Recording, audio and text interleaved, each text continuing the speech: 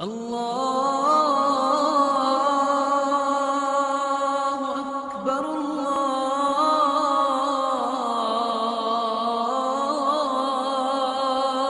اکبر۔ وہ حیران کن واقعہ کیا ہوگا جس کے بعد توبہ کے دروازے ہمیشہ کے لیے بند ہو جائیں گے؟ اللہ تعالیٰ فرماتے ہیں کیا وہ صرف اس بات کا انتظار کر رہے ہیں کہ ان کے پاس فرشتے آئیں یا آپ کا رب آئے یا آپ کے رب کی بعض نشانیاں آ جائیں؟ جس دن آپ کے رب کی بعض نشانیاں آ جائیں گی تو کسی ایسے شخص کا ایمان لانا اسے فائدہ نہیں دے گا جو اس سے پہلے ایمان نہیں لایا یا اس نے اپنے ایمان میں کوئی نیک عمل نہیں کیا تھا۔ کہہ دیجئے تم انتظار کرو، بے شک ہم بھی انتظار کرنے والے ہیں۔ ایک صبح لوگ سورج کو مغرب سے طلوع ہوتے دیکھیں گے اور یہ آخر الزماں کی ایک بڑی علامت ہوگی جس کے ساتھ ہی توبہ کا دروازہ بند ہوگا۔ اس موقع پہ توبہ کا دروازہ بند کرنے میں حکمت کا پہلو یہ ہے کہ ایمان کے بہت سے حصے ایمان بالغیب سے تعلق رکھتے ہیں، لیکن جب سورج مغرب سے طلوع ہو گیا تو وہ ایمان بالغیب نہیں رہے گا، بلکہ یہ فرعون کے اس ایمان کی طرح ہوگا کہ جب اسے غرق ہونے کا یقین ہو گیا تھا تو وہ ایمان لانے لگا تھا۔ وقتی ترتیب سے یاجوج و ماجوج کے اخراج کے بعد مغرب سے طلوع آفتاب چوتھی بڑی علامت ہے۔ رسول اللہ صلی اللہ علیہ وسلم نے فرمایا کہ لوگوں پہ ایک رات ایسی آئے گی جو ان کی عام 3 راتوں کے برابر ہوگی۔ ان میں سے کوئی کھڑا ہو کے اپنے حصے کی نماز پڑھے گا اور سو جائے گا، پھر جاگ کر اپنے حصے کا قرآن پڑھے گا اور پھر سو جائے گا۔ اس دوران لوگ ایک دوسرے پر چیخیں گے اور پوچھیں گے کہ کیا ہوا، اور گھبرا کے مسجد کی طرف بھاگیں گے اور اچانک دیکھیں گے کہ سورج مغرب سے نکلا ہے اور جب وہ آسمان کے درمیان پہنچے گا تو لوٹ جائے گا۔ جبکہ ایک اور حدیث میں اس وقت کو یوں بیان فرمایا گیا کہ حضرت ابن مسعود رضی اللہ تعالیٰ عنہ سے روایت ہے کہ رسول اللہ صلی اللہ علیہ وسلم نے فرمایا کہ اس رات آدمی اپنے پڑوسی کو آواز دے گا کہ اے دوست، آج رات کیا بات ہے کہ میں جی بھر کے سویا اور اتنی نماز پڑھی کہ میں تھک گیا۔ پھر سورج سے کہا جائے گا کہ وہاں سے نکلو جہاں تم غروب ہوئے تھے، اور اس دن ایسے کسی شخص کو کوئی فائدہ نہ ہوگا جو اس سے پہلے ایمان نہ لایا ہو اور جس نے اپنے ایمان سے کوئی نیکی نہ کمائی۔ سورج کا مغرب سے نکلنا صرف ایک دن کے لیے ہوگا اور پھر سورج اپنے معمول کی طرف لوٹ جائے گا اور قیامت تک مشرق سے ہی نکلا کرے گا۔ صحیح مسلم کی حدیث ہے کہ رسول اللہ صلی اللہ علیہ وسلم نے ایک روز صحابہ سے پوچھا کہ کیا تم جانتے ہو یہ سورج کہاں جاتا ہے؟ صحابہ نے جواب دیا کہ اللہ اور اس کے رسول ہی بہتر جانتے ہیں۔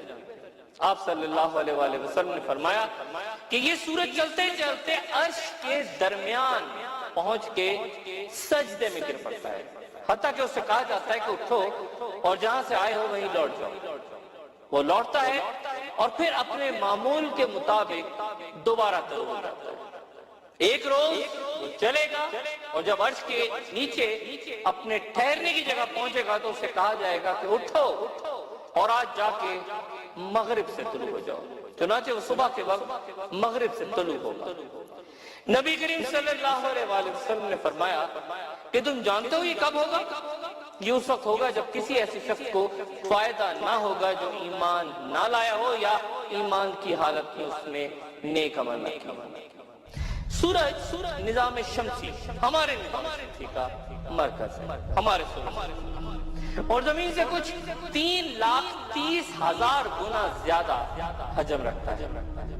جدید تحقیق دعویٰ کرتی ہے کہ 4.5 ارب سال پہلے یہ مادے کے انہدام یا ایک بہت بڑے مولیکیولر کلاؤڈ میں گریویٹیشنل کولیپس جو میٹر کا ہوا تو اس کے نتیجے میں یہ وجود میں آیا۔ یہ حقیقت سمجھنا ضروری ہے کہ سورج اپنی جگہ سے حرکت نہیں کرتا ہمارے نظام شمسی میں، بلکہ زمین اپنے مدار پر گھومتی ہے۔ جس کے باعث ہمیں سورج حرکت کرتا نظر آتا ہے، بالکل جس طرح آپ تصور کیجئے کہ ایک گاڑی میں سفر کر رہے ہیں تو گاڑی سے باہر آپ کو درخت، عمارتیں، سب کچھ پیچھے حرکت کرتے نظر آتے ہیں۔ آپ گاڑی میں ساکت بیٹھے ہوتے ہیں، عمارتیں اور درخت بھی اپنی جگہ کھڑے ہوتے ہیں، صرف گاڑی بھاگ رہی ہے۔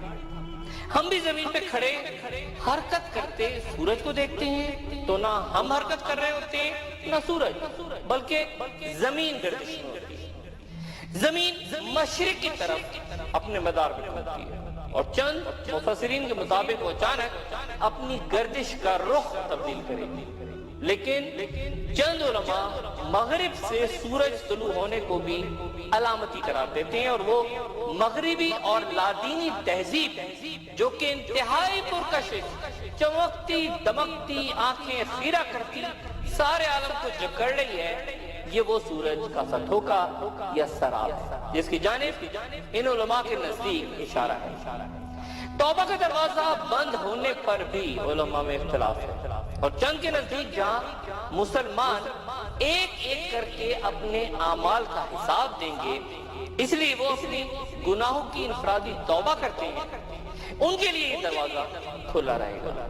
لیکن یہودی انفرادی نہیں بلکہ اجتماعی طور پر خود کو منتخب قوم یا چوزن پیپل کہہ کے بحیثیت مجموعی پوری کی پوری قوم کی مغفرت اور معافی کے طلبگار نہیں بلکہ خود کو اس کا حقدار سمجھتے ہیں۔ توبہ کا دروازہ ہمیشہ کے لیے ان پہ بند ہوگا۔ یہ اختلاف ہے علماء میں اس بات میں۔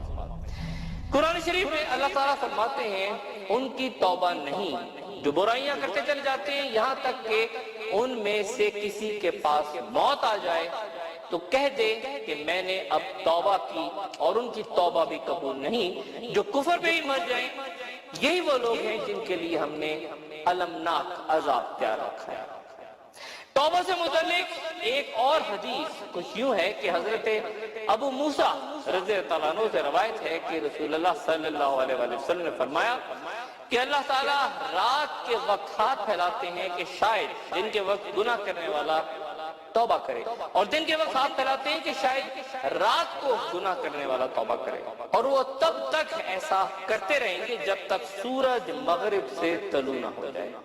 توبہ کا دروازہ بند ہونا قیامت کی علامات کبریٰ میں سے ایک اہم ترین ساتھ ہوگی کہ ہزاروں لاکھوں سال سے اس زمین پہ آباد انسان پھر کسی دعا، کسی مغفرت کے لیے ہاتھ بلند نہیں کر سکیں گے۔ آخر زمان یا وقت کے خاتمے کی چند گھڑیاں باقی۔ اگلی نشست میں پھر ملاقات ہوگی۔ اپنا دوستوں، رشتہ داروں، گرد و نواح کے لوگوں کا سب کا خیال رکھیے گا۔ اللہ حافظ۔